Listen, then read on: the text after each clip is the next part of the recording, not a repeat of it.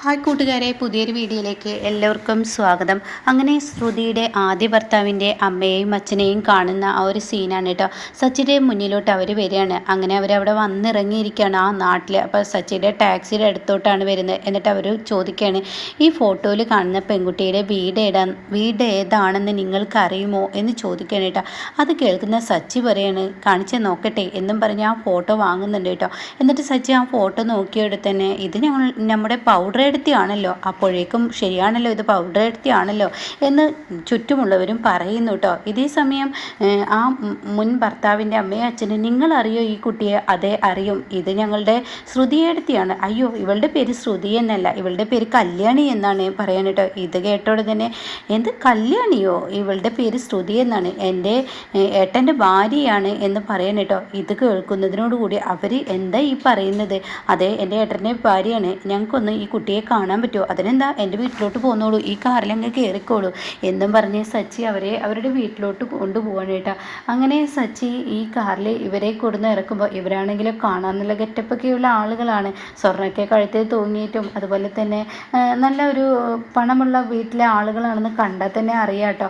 അങ്ങനെ ചന്ദ്രമതി ഓടി വന്നിട്ട്, സച്ചി ഇതാരാടാ എന്ന് ചോദിക്കുമ്പോൾ, ഇത് പൗഡർ എടുത്തിയുടെ ബന്ധുക്കളാണെന്നാണ് പറഞ്ഞത്. അത് കേൾക്കുന്ന ചന്ദ്രമതി, തീർച്ചയായും മലേഷ്യയിലുള്ള അവളുടെ അച്ഛനും അമ്മയും ആയിരിക്കുമോ എന്ന ആ ഒരു ഇതിൽ, ശ്രുതിയുടെ അച്ഛനാണോ നിങ്ങൾ എന്ന് ചോദിക്കാനിട്ട്, ആ അതെ ശ്രുതിയുടെ അച്ഛനാണ്, എന്നാൽ വരൂ എന്നൊക്കെ പറഞ്ഞ് അവരെ അവിടെ കയറ്റി ഇരുത്തുന്നുണ്ട് കേട്ടോ. അപ്പോൾ ഉടൻ തന്നെ ശ്രുതി എന്ന് പറയുന്നത്, ഇവിടെ സച്ചി പറഞ്ഞത് കേട്ട് കല്യാണി ശ്രുതിയാണെന്നുള്ള ആ ഒരു ധാരണയിലാണ് ഇവർ വന്നിരിക്കുന്നത്. അങ്ങനെ ഈ സമയം സച്ചി പറയണേ, ഇവർക്ക് ശ്രുതിയടുത്തിയെ ഒന്ന് കാണാൻ ഒന്ന് വിളിച്ചു കൊടുക്കായിരുന്നു എന്ന് പറയണേ. അപ്പോൾ ഉടൻ തന്നെ ഇവർ പറയണേ, ഞങ്ങൾക്ക് ഞങ്ങളുടെ മരുമകളെയല്ല കാണേണ്ടത്, ഞങ്ങൾക്ക് ഞങ്ങളുടെ കുട്ടിയാണ് കാണേണ്ടത്, പേരക്കുട്ടിയെ എന്ന് പറയണ്ടേ. ഇത് കേൾക്കുന്ന ചന്ദ്രമതി, നിങ്ങൾ എന്തൊക്കെയാണ് പറയുന്നത്? നിങ്ങൾ ശ്രുതിയുടെ അച്ഛനും അമ്മയാണെന്ന് പറയുന്നു, അല്ല അവളുടെ ഭർത്താവിൻ്റെ അച്ഛനും അമ്മയാണ് ഞങ്ങളെന്ന് പറയണ്ട. ഇത് കേൾക്കുന്നതിനോടുകൂടി, നിങ്ങൾ ആരെക്കുറിച്ചാണ് ഈ പറയുന്നത്? കല്യാണിയെക്കുറിച്ച് എന്ന് അവർ പറയണ്ട. അപ്പോൾ ഇത് കേട്ട ഉടനെ, ഇവിടെ കല്യാണിയൊന്നുമില്ല, ഇവിടെ ആകെയുള്ളത് ശ്രുതിയാണെന്ന് പറയാനിട്ട്. അപ്പോൾ അത് കേട്ട ഉടനെ എന്താ, ഈ കയ്യിലുള്ള ഫോട്ടോ നോക്കിയെന്ന് പറഞ്ഞിട്ട് ചന്ദ്രമതിക്ക് അത് കാണിച്ചു കൊടുക്കുന്നുണ്ട് കേട്ടോ. കൂടെ ശ്രുതിയുടെ മുൻകാല ഭർത്താവിൻ്റെയും ഉണ്ട് കേട്ടോ. അപ്പോൾ അത് കാണുന്നതിനോട് കൂടി ചന്ദ്രമതി ആകെ ഞെട്ടി നിൽക്കുകയാണ്. നോക്കട്ടെ എന്ന് പറഞ്ഞിട്ട് ഒന്നും കൂടി നോക്കുകയാണ് കേട്ടോ. ഇത് കാണുമ്പോൾ ചന്ദ്രമതി, ഇത് ഇവിടുത്തെ ശ്രുതിയാണല്ലോ, അതുതന്നെയാണ് ഞങ്ങളുടെ കല്യാണി, ഈ കല്യാണിയെയാണ് ഞങ്ങൾക്ക് കാണേണ്ടത്, നിങ്ങളുടെ ശ്രുതിയാണെന്ന് എനിക്കറിയത്തില്ല, കല്യാണി ഒന്ന് കാണണമല്ലോ. അത് കേട്ട ഉടനെ ചന്ദ്രമതി, നിങ്ങൾ എന്തൊക്കെയാണ് ഇവിടെ വന്ന് പുലമ്പുന്നത്? ഇത് കേട്ട ശ്രുതിയുടെ ആദ്യ ഭർത്താവിൻ്റെ അച്ഛനും അമ്മയും പറയാണ്, അതെ ഞങ്ങൾക്ക് ഞങ്ങളുടെ പേരക്കുഞ്ഞിനെ കാണാനാണ് വന്നത്, അവളെന്ന ദുഷ്ടയെ ഞങ്ങൾക്ക് കാണുക തന്നെ വേണ്ട, എൻ്റെ മകൻ മരിക്കാനുള്ള കാരണം അവളെന്ന ദുഷ്ടയാണ്. അത് കേൾക്കുന്നതിനോടുകൂടി, നിങ്ങൾ എന്താ ഈ പറയുന്നത്? അതെ, ഇവളെ എൻ്റെ മകനെ കല്യാണം കഴിച്ചതാണ്, ഇവിടെ ഈ ഒരു പെൺകുട്ടിയാണ് നിങ്ങളുടെ മകളുടെ ഭർത്താവെങ്കിൽ അവളെ തീർച്ചയായും നിങ്ങളുടെ മകനെ നശിപ്പിക്കും, നിങ്ങളുടെ കുടുംബം തന്നെ അടിവേരോടുകൂടി തോണ്ടും, അത് ഉറപ്പുള്ള കാര്യമാണ്. അത് കേൾക്കുന്നതിനോടുകൂടി ചന്ദ്രമതി ആകെ ഞെട്ടി നിൽക്കുകയാണ് കേട്ടോ. ഞങ്ങൾക്കൊരു കുഞ്ഞുണ്ട്, എൻ്റെ മകനൊരു കുഞ്ഞുണ്ട്, ആ പേരക്കുട്ടിയെ കാണാൻ കൊതിക്കുന്നത് കൊണ്ട് വന്നതാണ്, അവളുടെ മുഖം കാണുന്നത് തന്നെ ഞങ്ങൾക്ക് ഇഷ്ടമല്ല, അത്രയും എൻ്റെ മോനെ ദ്രോഹിച്ചു, എൻ്റെ മകൻ ഇന്ന് ഞങ്ങളെ വിട്ടു പോയതിന് കാരണം ഇവിടെ ഒറ്റൊരുത്തിയ എന്നൊക്കെ ഇങ്ങനെ പറയണം കേട്ടോ. ആ സമയം ചന്ദ്രമതി പറയുന്നുണ്ട്, നിങ്ങൾ ശ്രുതിയെക്കുറിച്ച് തന്നെയാണ് ഈ പറയുന്നത്, നിങ്ങൾ പറയുന്ന കല്യാണിയൊന്നും എൻ്റെ മരുമകൾ ശ്രുതിയല്ല, ഞങ്ങൾക്ക് ആളെ തെറ്റിയിട്ടില്ല, ഇവളെ എവിടെ വെച്ച് കണ്ടാലും ഞങ്ങൾ പേടിക്കുന്ന ഒരു സ്വപ്നമാണ് ഇവളുടെ രൂപം, അതുകൊണ്ട് തന്നെ ഇവൾ തന്നെയാണ് നിങ്ങൾ പറയുന്ന ഈ ഞങ്ങളുടെ കല്യാണി എന്ന് പറയുന്നത് കേട്ടോ. അങ്ങനെ ഈ സമയം ചന്ദ്രമതി, ഈശ്വര, ഞാൻ എൻ്റെ മകന് കല്യാണം കഴിച്ചു കൊടുത്തത് ഒരു മലേഷ്യക്കാരൻ്റെ മകളാണെന്ന് കരുതിയിട്ട് ഇപ്പോൾ കല്യാണം കഴിച്ചിരിക്കുന്നത് ഒരു രണ്ടാം കെട്ടുകാരനായിട്ടാണോ എൻ്റെ മകൻ അവളെ കെട്ടിയിരിക്കുന്നത്? എന്തൊക്കെയാണ് ഈശ്വരൻ ഞാൻ ഈ കേൾക്കുന്നത്? ഇത് രേവതി അറിഞ്ഞു കഴിഞ്ഞാൽ തീർച്ചയായും ആ പൂക്കെട്ടുകാരിയുടെ മുന്നിൽ എൻ്റെ വില പോവും എന്നൊക്കെ ഇങ്ങനെ ചന്ദ്രമതി ചിന്തിക്കുന്നുണ്ട് കേട്ടോ.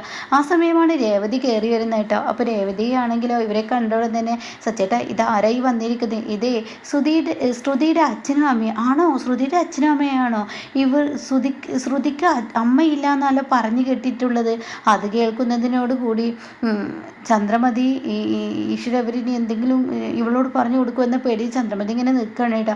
അപ്പോൾ ഉടൻ തന്നെ അവർ പറയണേ, മോളെ നിനക്ക് തെറ്റിയതാണ്, നീ പറയുന്ന കല്യാണി എന്ന് പറയുന്ന പെൺകുട്ടിക്ക് അമ്മയില്ല, അത് സത്യം തന്നെയാണ്, പക്ഷേ ഞങ്ങൾ അവളുടെ ആദ്യ ഭർത്താവിൻ്റെ അച്ഛനും അമ്മയാണെന്ന് പറയണം കേട്ടോ. ഇത് കേൾക്കുന്നതിനോടുകൂടി സച്ചിട്ട് ഇവർ എന്തൊക്കെയാണ് പറയുന്നത്? അപ്പോഴാണ് കേട്ടോ ശ്രുതി കയറി വരുന്നത്. ശ്രുതിയെ കാണുമ്പോൾ വളരെ പേടിയോടുകൂടി ഇങ്ങനെ നോക്കി നിൽക്കുകയാണ് കേട്ടോ. അങ്ങനെ ഈ സമയം ശ്രുതിയാണെങ്കിൽ ഇവരെ കണ്ട ഷോക്കിലോട്ടോ. പിന്നീട് ചന്ദ്രമതിയുടെ മുന്നിൽ വെച്ച് ഇവരങ്ങ് ചൂടാവണ്. എടി, ഞങ്ങളുടെ മകൻ്റെ കുഞ്ഞെവിടെയടി, ഞങ്ങൾ അവനെ കാണാൻ വേണ്ടി വന്നതാണ്. അപ്പോഴേക്കും ശ്രുതി നന്നായി അഭിനയിക്കുന്നു. നിങ്ങൾ ആരുടെ കാര്യമാണ് പറയുന്നത്? എനിക്കറിയില്ല, നിങ്ങൾ ആരൊക്കെയാണ് ചോദിക്കുന്നത്, എനിക്ക് കുഞ്ഞൊന്നുമില്ല എന്ന് പറയുമ്പോൾ, നീ അങ്ങനെ തന്നെ പറയുള്ളൂ, നന്നായിട്ട് അറിയാം. എൻ്റെ മകനെ പറ്റിച്ച് എൻ്റെ മകനെ മരണത്തിനെ കീഴടക്കി നീ അവൻ്റെ കുഞ്ഞിനെയുമായി അവിടെ നിന്ന് രക്ഷപ്പെട്ടതല്ലേ. എനിക്ക് എനിക്ക് ഞങ്ങളുടെ പേരക്കുട്ടിയെ കാണണം, കിട്ടണം എന്നൊക്കെ ഇങ്ങനെ പറയുമ്പോൾ ഉടൻ തന്നെ ശ്രുതി അവിടെ വീണോടത്ത് കിടന്ന് ഉരുളാൻ ശ്രമിക്കാൻ കേട്ടോ. ആ സമയം ശ്രുതിയുടെ മുന്നിലോട്ട് ഈ ഫോട്ടോ നീട്ടിയിട്ട്, ഇത് നിൻ്റെ മുൻകാല ഭർത്താവല്ലടി, ഇപ്പോഴത്തെ ഭർത്താവ് എവിടെ എന്ന് ചോദിക്കുമ്പോൾ ശ്രുതി അങ്ങോട്ടേക്ക് കടന്നു വരികയാണ് കേട്ടോ. ഇതൊക്കെ കേൾക്കുന്ന ശ്രുതി ആകെ ഞെട്ടലോട് കൂടി നിൽക്കുകയാണ്.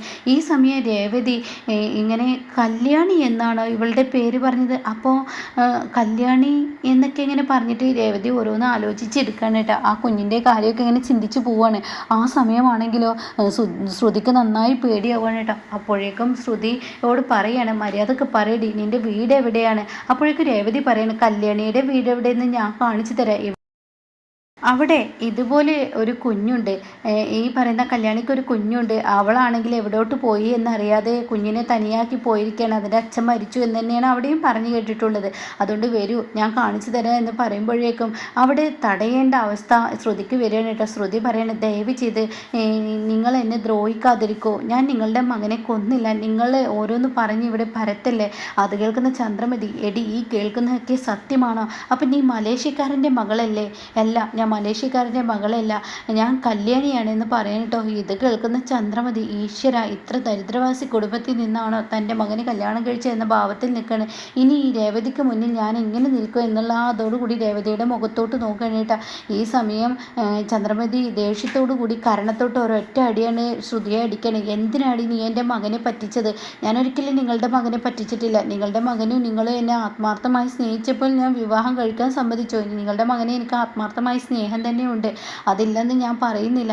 അപ്പോഴേക്കും ചന്ദ്രമതി പറയാണ്, ഈ പൂക്കെട്ടുകാരിയുടെ മുന്നിൽ നീ എൻ്റെ വില കളഞ്ഞില്ലടി എന്ന് പറയുന്ന ഉടൻ തന്നെ അവിടെ രേവതി സംസാരിക്കുകയാണ് കേട്ടോ.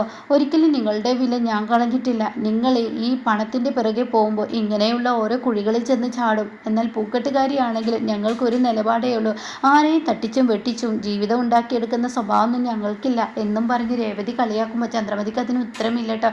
ചന്ദ്രമതി ആകെ പെട്ടുപോവാണ്.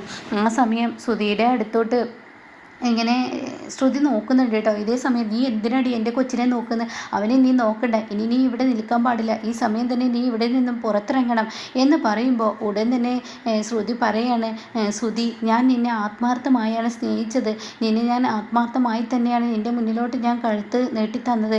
നീ എന്നോട് ഇവിടെ നിൽക്കണ്ടെന്ന് പറഞ്ഞാൽ ഞാൻ നിൽക്കുകയില്ല. ഞാൻ നിനക്ക് വേണ്ടിയാണ് ഇത്രയും ത്യാഗങ്ങൾ സഹിച്ചത്. എൻ്റെ കുഞ്ഞിനെ പോലും ഞാൻ വേണ്ടെന്ന് വെച്ചിരിക്കുന്നത് നിനക്ക് വേണ്ടിയാണ്, നിൻ്റെ കൂടെ ജീവിക്കാനുള്ള ആഗ്രഹം കൊണ്ടാണ്. അതുകൊണ്ട് നീ എൻ്റെ സ്നേഹം മനസ്സിലാക്കണം ശ്രുതി എന്നൊക്കെ പറഞ്ഞിട്ട് ശ്രുതിയുടെ മുന്നിൽ പൊട്ടിക്കരയുമ്പോൾ ചന്ദ്ര പറയാണ്, എന്നെ പറ്റിക്കുന്നവരെ, എന്നെ കബളിപ്പിക്കുന്നവരെ എനിക്ക് എൻ്റെ വീട്ടിൽ നിൽക്കണ്ട. ഒരു പൂക്കെട്ടുകാരിയുടെ നിലവാരം പോലും ഇല്ലാത്തവളാണ് നീ എന്നറിഞ്ഞപ്പോൾ എനിക്ക് നിന്നെ വേണ്ട. മര്യാദക്ക് ഇറങ്ങിപ്പോ.